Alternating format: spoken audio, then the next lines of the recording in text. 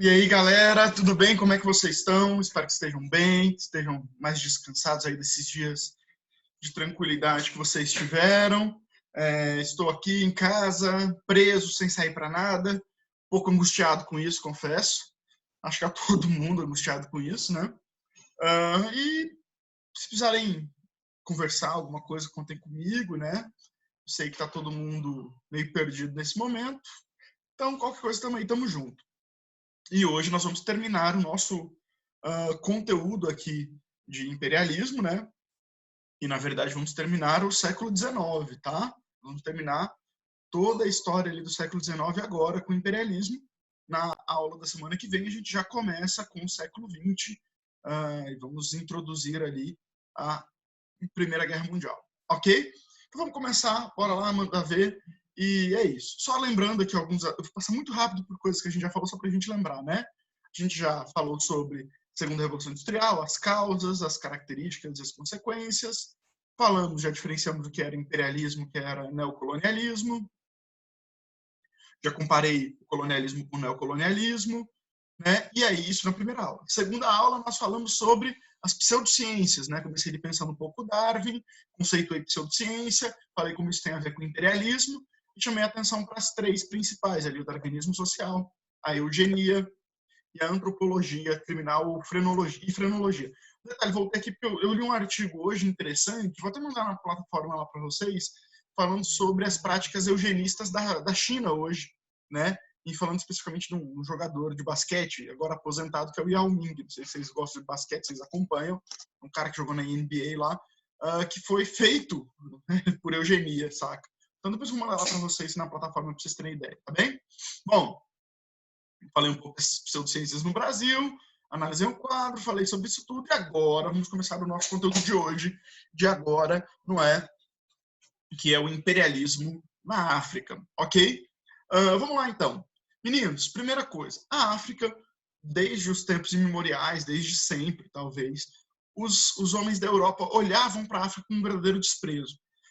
Apesar de vários momentos, né, a gente tem na África civilizações mais poderosas e mais importantes do que as civilizações europeias, do ponto de vista cultural, a mesma coisa.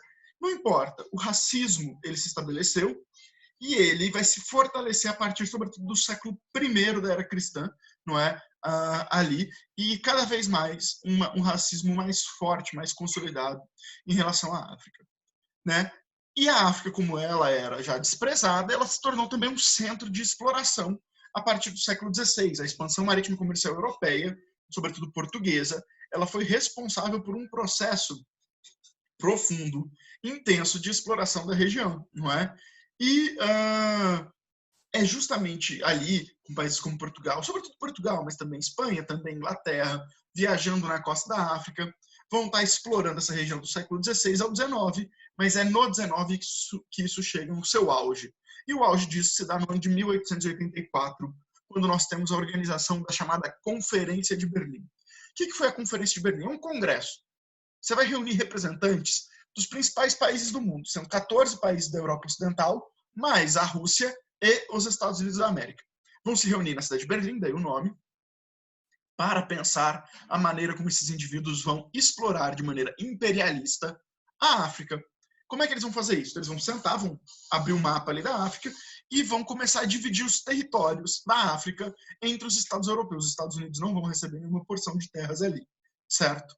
Vão pegar uma caneta lá, né? E vão simplesmente ir rabiscando, grifando, riscando, falando, isso aqui pertence à Inglaterra, isso aqui é do Reino Unido, isso aqui é da Itália, isso aqui é da Alemanha, isso aqui é da Bélgica, e iam dividindo Portugal, iam dividindo esses territórios assim, certo? Essa maneira, essa estrutura de divisão dos territórios, basicamente, acabou estabelecendo uma lógica concreta de controle e dominação da África, né? Mas que para isso pudesse se efetivar, era preciso fazer a conquista desses territórios. Então, na Conferência de Berlim, o que os caras vão fazer? Além de dividir os territórios, é estabelecer como é que vai se dar a conquista, inclusive incentivando normas de cooperação entre países europeus para conquistar essas regiões. Além do fato desses países europeus também serem responsáveis, entre outras coisas, por incentivar conflitos internos dentro, estou tentando melhorar a iluminação aqui. Incentivar conflitos internos nos países e nos territórios para fragilizar essa população. O caso emblemático, por exemplo, é o caso de Ruanda, onde a população vai ser dividida entre dois grupos, Tutsis e Hutus. Na verdade, essa divisão não tem nenhuma lógica, ela é apenas aparência. Então, você parece um Tutsi, você parece um Hutu, você parece um Tutsi. Então, às vezes, membros de uma mesma família eram divididos de maneiras distintas e era incentivada uma rixa entre esses dois grupos, né? Com os Tutsis tendo mais vantagens que os Hutus. E isso acabou gerando conflitos tão violentos, tão sangrentos, que facilitou as dominações ali, tanto em Ruanda, mas como em várias regiões da África. Beleza? Conquistaram, dominaram a região, e aí, o que esses países vão fazer? Vamos explorar. Mas para explorar, é preciso criar uma infraestrutura básica. Se a gente vai implantar indústria, tem que ter energia. Se a gente vai tirar só matéria-prima, vamos supor, você tem que ter estrada de ferro para levar essa matéria-prima. Você tem que ter trabalhador com um mínimo de educação para poder dar conta de trabalhar nessas indústrias. Então, vamos fazer uma educação, obviamente voltada para o trabalho, e vamos também difundir o cristianismo. Então, vai rolar um processo também de cristianização da África, né? Além disso, cara, quais as consequências desse imperialismo na África? Quais as consequências mais importantes? Primeira delas, lembra que eu disse para vocês? Os caras vão pegar o lápis, a régua, muitas fronteiras na África são linhas retas, vão ser fronteiras artificiais. Isso tem duas consequências importantes. Primeiro, quando você cria fronteiras artificiais, você não respeita a geografia do ambiente, né? Em geral, as fronteiras elas são marcadas mesmo por acidentes geográficos, montanhas, rios, em geral é isso, né? E quando você faz fronteiras artificiais, você não respeita isso, tá? Então, isso já é um problema, tá? Segundo problema, ao criar essas fronteiras artificiais, você às vezes exclui povos que são inimigos e coloca em países distintos. Povos que são aliados, que são da mesma origem, são colocados em países diferentes. Em outros casos, você faz o oposto. Você coloca no mesmo país duas facções rivais, dois países inimigos. E isso vai gerar conflitos internos em cada uma dessas colônias. Então, como consequência dessas fronteiras artificiais, nós teremos um aumento dos conflitos dentro de cada um desses países e dessas colônias. E, lógico, invadidos, esses caras vão resistir, né? Nós teremos uma resistência muito grande, nós vamos falar desses conflitos imperialistas lá no último tópico da aula, tá bem? Bom, vamos lá. Olha só para vocês verem aqui o mapa, né, desses países que foram colonizados aqui. Olha, perceba que de vermelhinho e de azul são os países mais numerosos, vermelhinho a França, azulzinho nós temos o Reino Unido, mas também temos regiões como aqui Angola e Moçambique, dominados por Portugal, a República Democrática do Congo pela Bélgica, a Alemanha conquistando aqui algumas regiões como Burundi, Tanzânia, Namíbia, a Espanha no Saara Ocidental, e temos duas regiões, dois países que vão se manter completamente independentes, né? Que é a Libéria e a Etiópia. São os únicos países que vão ficar de fato independentes. Beleza, meninos? Até aí? Tranquilo? Então, fechamos. É muito rápido. Esse tema é bastante rápido, tá? Fechamos até aí o imperialismo na África. Vamos falar agora do imperialismo na Ásia. Olha só. O imperialismo na Ásia, ele vai se dar sobretudo em dois pontos. Assim. Quais são os dois países, as duas regiões mais desejadas pelos países imperialistas? China e Índia. Basicamente é isso, tá? Por quê? Porque eram as regiões mais populosas e regiões mais ricas também. Então, vai ter um interesse muito grande. Isso fica muito claro, por exemplo, nessa charge chamada torta chinesa, que você tem uma pizza, né, uma torta, sendo disputada aqui pela Bélgica, Alemanha, Inglaterra, Japão e França. E o imperador chinês falando, para, gente, me deixa em paz, não é? Bom, o domínio aqui quase sempre é um domínio indireto na Ásia, diferente da África, que é domínio direto, forças armadas e tal. Aqui é um domínio mais indireto, muito mais protetorados e tal, né? E também é o espaço onde a Inglaterra vai se dar melhor. Se na África, França e Inglaterra disputam, né, o território, na Ásia, praticamente nós teremos uma presença inglesa. Basicamente é isso. Tá certo? Vamos lá, continuando. Olha só, para vocês terem uma ideia aqui, tem a Indochina francesa, não é? Algumas possessões alemãs, mas as principais regiões, e até a China depois de ser conquistada também, estão sob domínio da Inglaterra. Beleza? Tranquilo, meninos? Um caso interessante do imperialismo asiático vai ser o chamado caso japonês. O que é o caso japonês? O Japão era uma ilha completamente isolada do resto do mundo e que mantinha sua forma de vida tradicional, não é? Há séculos, né? Então, desde o século XVII ao XIX, eles mantiveram o isolamento completo. Até que os Estados Unidos, aí no processo de expansão para o oeste, nós já vimos esse conteúdo anteriormente, os Estados Unidos vão pegar seus navios, vão cercar o Japão e vão atacar a ilha do Japão falando o seguinte: ou vocês se abrem para o comércio com o Ocidente, ou a gente vai bombardear vocês. E aí o Japão se abre e, mais do que isso, o Japão começa a passar por um processo de modernização. Esse processo vai ser chamado de Revolução Meiji, ou Meiji. E o que era isso? É basicamente uma tentativa de adaptar o Japão ao modelo ocidental, industrializando e modernizando o Japão, certo? Primeiro, isso vai ser feito por iniciativa do próprio Estado japonês imperial, né? Os imperadores vão tentar modernizar, mas depois eles vão meio que terceirizar isso, criando conglomerados. O que é isso? É um monte de dinheiro investido ali num banco de investimentos que vão ser organizados por um grupo dirigente desse banco de investimentos que vai modernizar o Japão. Esses conglomerados privados, né, eles são chamados de zaibatsus. Eles vão levar a um rápido desenvolvimento industrial, a um rápido desenvolvimento econômico, isso tudo. Mas, ao mesmo tempo, o Japão vai manter algumas características da sua tradição cultural. E isso é muito interessante até hoje no Japão, porque nós temos justamente essa convivência de tradição e modernização muito bem. Vale muito a pena assistir um filme chamado, não é um filme brilhante, mas é para vocês conhecerem a história que é real, um filme chamado O Último Samurai, que fala um pouco desse processo de modernização do exército japonês, substituindo os antigos samurais, não é? Agora por uma infantaria armada aos moldes ocidentais. Vale a pena assistir o filme. Como eu disse, o filme não é grandes coisas, mas já ajuda a entender esse processo. Bom, e o Japão, que era um país que sofreu o imperialismo americano, com o seu desenvolvimento a partir da Revolução Meiji, em 30 anos eles já se desenvolvem tão rapidamente que eles vão se transformar num país imperialista.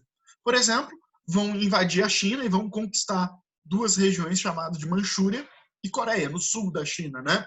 Essa invasão vai ser feita através de uma guerra chamada Guerra Nipo-Chinesa, 1894 a 95. Beleza? Uma segunda guerra, que eles também vão ter de política imperialista, é a Guerra Russo-Japonesa. Vai acabar em 1905, já no começo do século XX.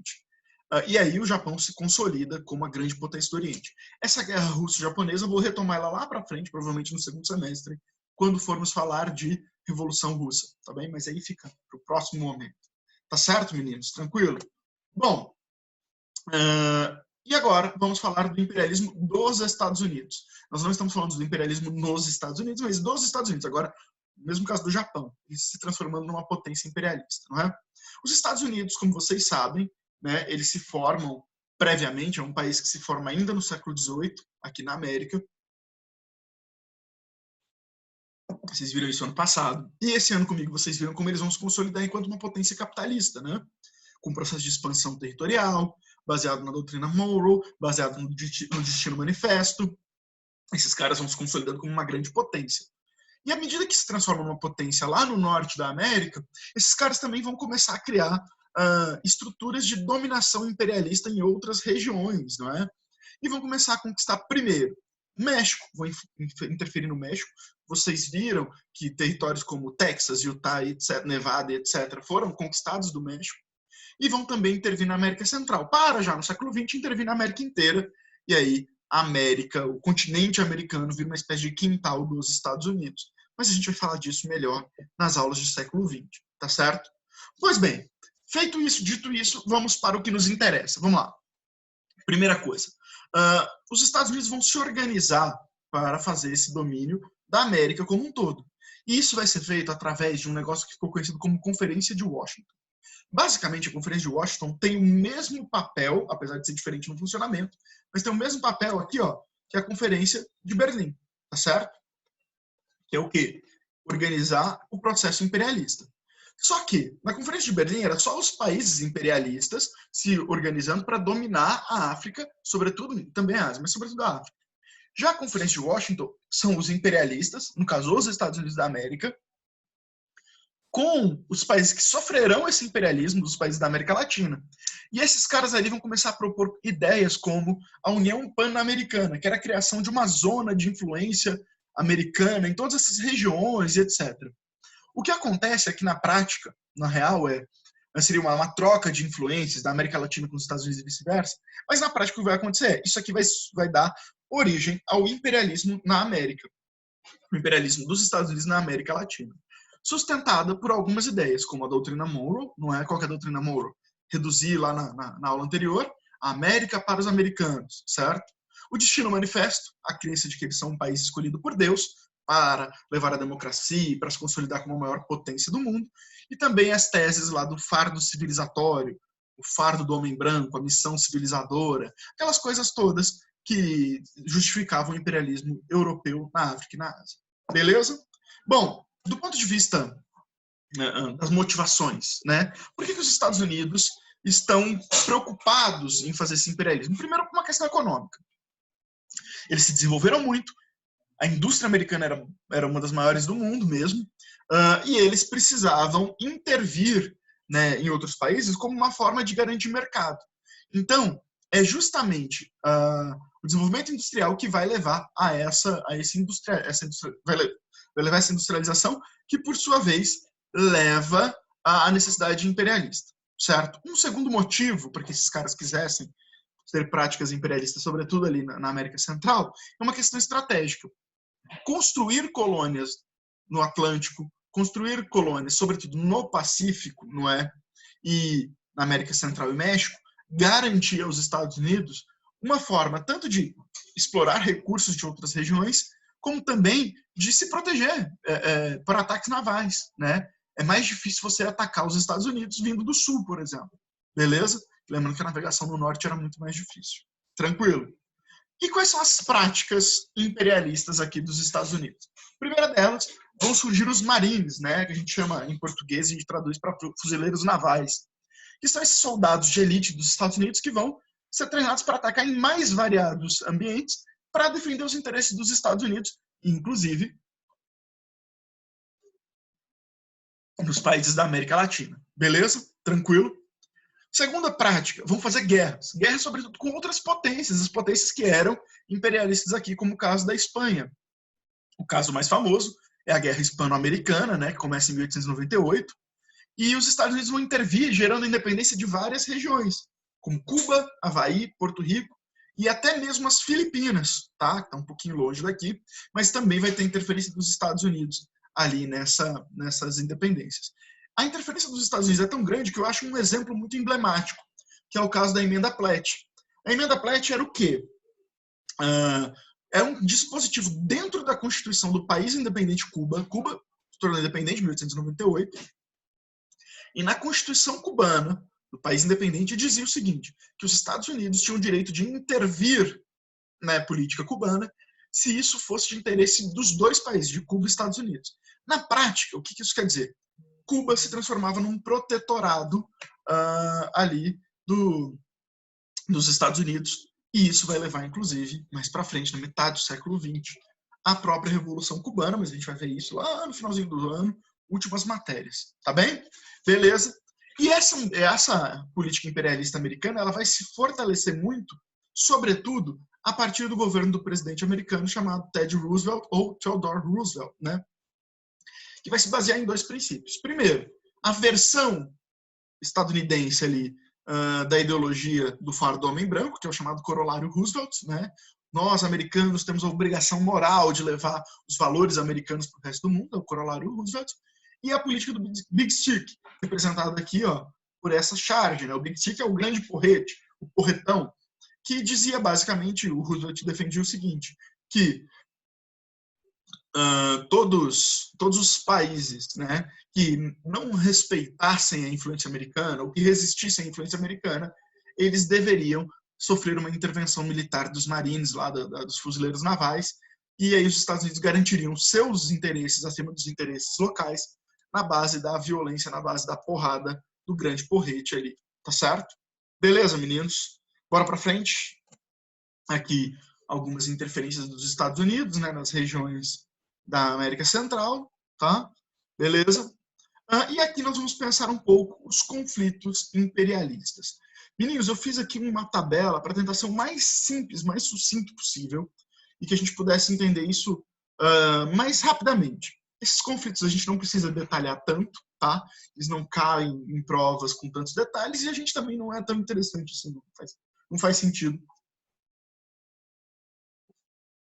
a gente aprender isso em riqueza de detalhes, tá? Então vamos falar de algumas guerras, alguns conflitos, para a gente poder entender.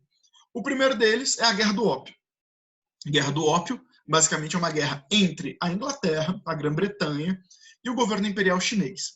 Seguinte, os ingleses, eles tinham uma grande produção de ópio, né, de papoula, que era transformada em ópio, lá na Índia. E eles precisavam vender esses produtos. Ao mesmo tempo, eles tinham uma dificuldade muito grande de invadir a China. A China era um país autocentrado. Lembra da muralha? A muralha não é só uma coisa real, ela é simbólica também.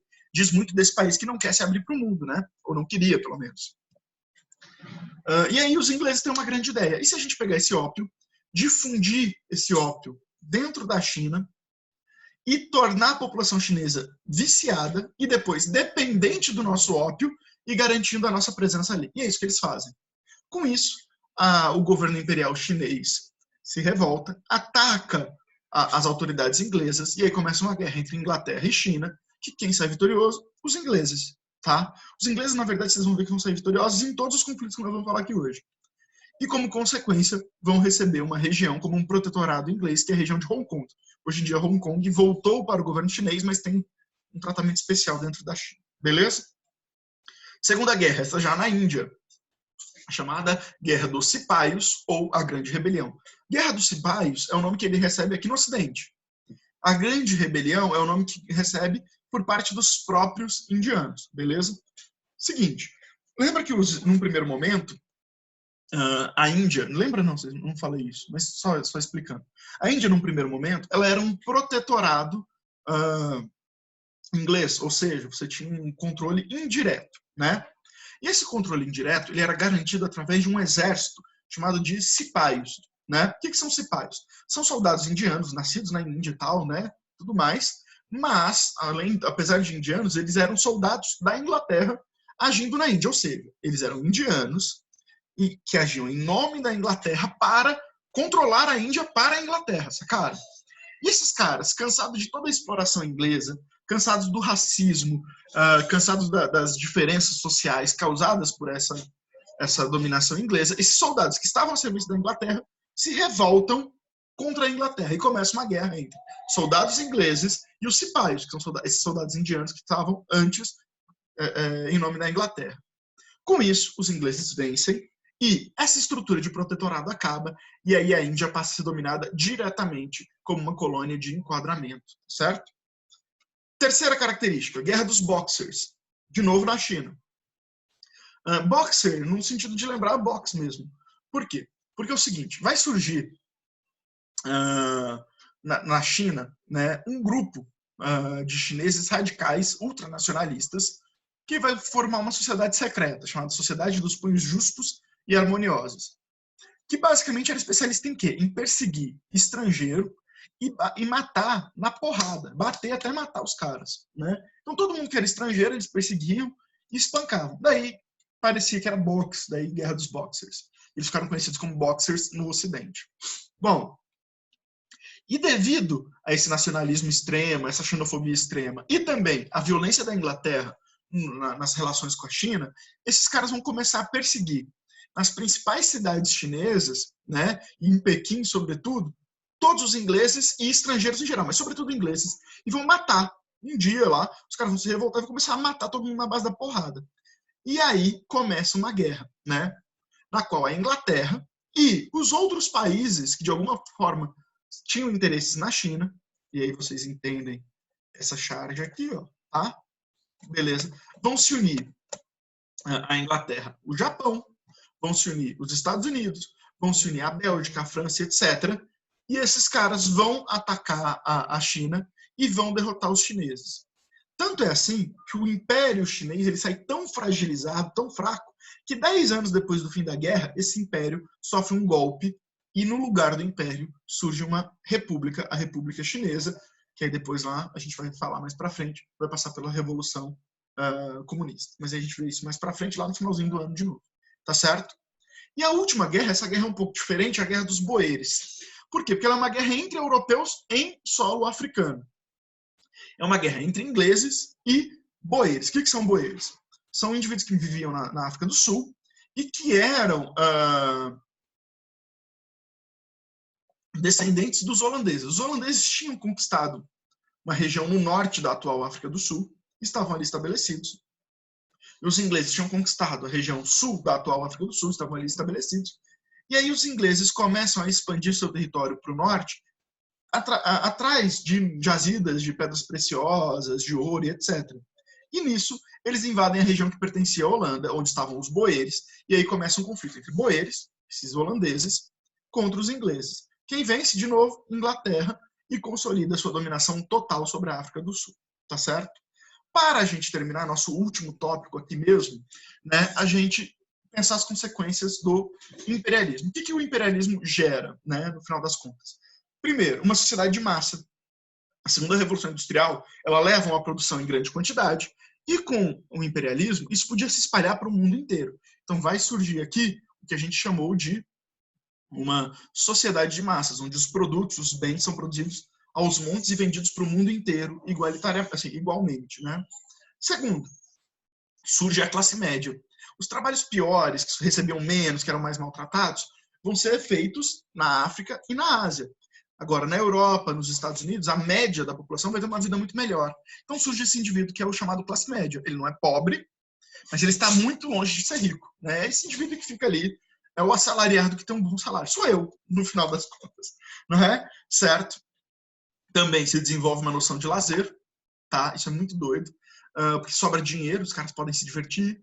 Tem agora energia elétrica na cidade, luz, então a gente pode sair à noite, surge a boemia, surgem as festas. E esse ambiente de alegria, de euforia ali no final do século XIX vai ser chamado de Belle Époque, expressão francesa, que trata dessa euforia, dessa alegria que vai surgir ali a partir do imperialismo. É verdade que essa Belle Époque ela vai concorrer com um clima também cada vez mais tenso de conflito, de guerra, de disputa por regiões imperialistas. Os países, e a gente vai falar disso no nosso próximo conteúdo já, nosso primeiro tópico do próximo conteúdo, os países que participaram da corrida imperialista, eles vão estar buscando novas regiões, e isso vai gerar conflitos entre as potências imperialistas, e vai nascer a Primeira Guerra Mundial, nosso tópico da aula da semana que vem. Mas por hoje, a gente vai parando por aqui. Mentira, vamos parando não, eu lembrei que eu coloquei um exercício para a gente fazer juntos. Vamos fazer rapidamente um exercício aqui, tá certo? Para a gente acabar. Desculpa aí. Rapidinho. Olha só, essa questão é uma questão da PUC de Campinas, não é? E ela diz o seguinte: o maior avanço intelectual dos anos 1875 e 1914 foi o desenvolvimento maciço da instrução e do autodidatismo populares e o aumento do público leitor nesses estratos. E o que as massas recém-instruídas de leigos absorveram e aceitaram, sobretudo se eram politicamente de esquerda democrática ou socialista, foram as certezas racionais das ciências do século XIX, inimiga da superstição e do privilégio, espírito que presidia a instrução e o esclarecimento, prova e garantia do progresso e da emancipação das classes menos favorecidas. O que o Hobsbawm está chamando a atenção aqui, basicamente, é que nós teremos um salto ali, né, na chamada Era dos Impérios, de 1875 a 1914, um salto intelectual, e que isso se dá através dos processos de instrução. As pessoas ficaram mais educadas. Inclusive na África, eu falei para vocês que tinham agora novas formas de educação. E que isso vai criar uma cultura que valoriza a razão e o cientificismo, certo? Bom, é isso. Ele só disse isso. No texto A Era dos Impérios, 1875 a 1914, Hobsbawm refere-se às certezas racionais do século XIX. Com base no conhecimento histórico, é correto afirmar que, nesse período, letra A, deixa eu tirar aqui a tampinha aqui. O chamado darwinismo social foi uma das molas mestras de legitimação da conquista e da exploração da África e da Ásia pelos países europeus? Parece certo. Né? Letra B, o Tribunal da Inquisição, a ação do Tribunal da Inquisição, ao promover a perseguição aos que questionassem seus dogmas, contribuiu para a partilha dos continentes afroasiáticos. Olha só, meninos, a Inquisição ela vai surgir lá na Idade Média, volta do século XII, vai se consolidar seu auge, século XV, XVI, tá? Sobretudo XVI, e vai persistir até o XVIII, quando ela vai sendo fechada pela Igreja Católica. Então chega no 19, nós estamos falando do século 19, tem nada a ver com a Inquisição, tá certo? Beleza? E não tem muito menos ainda com a divisão da África e da Ásia. Na verdade, o que partilhou isso foi a Conferência de Berlim, que a gente já falou. Letra C. A denominada doutrina Monroe, a América para os americanos, não é? Corporificou politicamente a expansão externa dos Estados Unidos, essencial para o desenvolvimento capitalista do país. Olha, essa informação é correta, mas ela tem alguma coisa a ver com ciência? Não. Isso é uma crença política e, junto com o Destino Manifesto, tem até uma expressão religiosa mesmo. Tá certo? Então não pode ser letra C. Letra D. O chamado socialismo científico, a gente falou sobre isso, é o Marx, né? Definiu uma reforma da sociedade que gerou uma nova ordem social ao valorizar a espiritualidade e a igualdade do homem. Cara, espiritualidade, Marx, ele não acredita em espiritualidade, ele acha que a espiritualidade é apenas fruto de uma visão da desigualdade social mesmo. Então não tem espiritualidade porcaria nenhuma aqui, beleza? Letra E, vamos ver, pode ser. A ideologia da missão civilizadora, que garantia a ajuda e proteção dos europeus às comunidades tribais, foi importante na emancipação dos povos americanos. Olha, é justamente o oposto, né? A missão civilizadora foi o conceito fundamental para a dominação e muitas vezes a dizimação daqueles que não podiam ser civilizados. Tá certo? Beleza. Então, sendo assim, gabarito, letra A. E a gente acaba agora sim por aqui. Foi um prazer estar com vocês, meus queridos. Lembre-se, tem a lista de exercício, tem as aulas anteriores, tem vídeos complementares. Eu vou colocar um texto ainda hoje para vocês, tudo lá na plataforma. Tem os slides em PDF, tudo para vocês terem acesso. Foi um prazer estar com vocês. Tamo junto. Beijão. Qualquer coisa, quiser tirar dúvida, já sabe onde me procurar. Beijão, é nóis. Tchau, tchau.